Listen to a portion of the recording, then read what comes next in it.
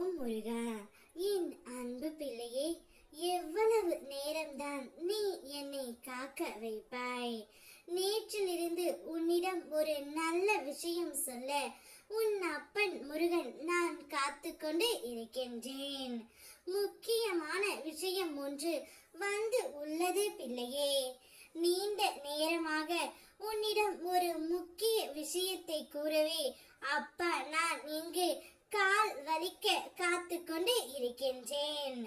உன்னுடைய வாழ்க்கையில் பிரச்சனைகளும் கஷ்டங்களும் உன்னை சூழ்ந்து இருந்தாலும் ஒரு சில பிரச்சனைகள் உன்னை ஆட்டி படைத்து கொண்டு நீண்ட காலமாக இருந்து கொண்டே இருக்கின்றது. இந்த பிரச்சனை எப்போது அப்பா முடியும் என்று ஒவ்வொரு நாளும் நீ என்னிடம் கேட்டுக்கொண்டு இருக்கின்றாய். நீண்ட நாட்களாக உன்னை ஆட்டி படைத்த பிரச்சனை கூடிய விரைவில் முடிவடைய போகின்றது தங்கமே. தேவை இல்லாமல் மன குழப்பத்தில் இப்போது நீ இருக்கின்றாய். அனைத்துக்கும் தீர்வு உண்டு. யாரிடமும் தேவை இல்லாமல் விவாதம் செய்யாதே. நீ உன்னுடைய பிரச்சனைகளை மற்றவர்களிடம் கூறும் பொழுது உன்னுடைய பிரச்சனை முடிவுக்கு வந்து விடுமா என்ன? அவ்வாறு இல்லை தங்கமே. அனைவரும் ஒரே மாதிரியாக இருப்பது இல்லை. சிலர் உன் கஷ்டங்களை நினைத்து சந்தோஷம் படுகிறார்கள்.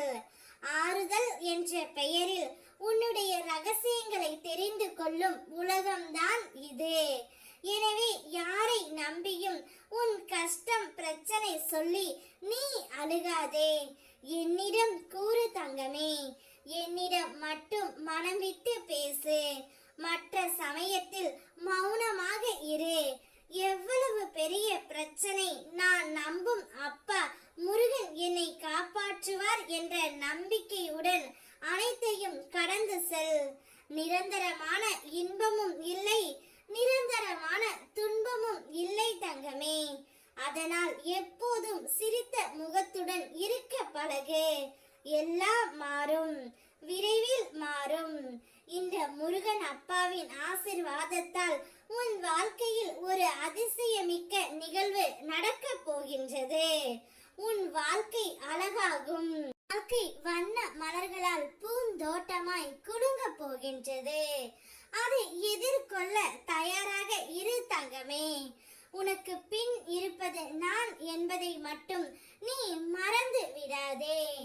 எப்பொழுதும் என்னுடைய அருள் உனக்கு துணை நிற்கும். உனக்காக நான் இருக்கின்றேன்.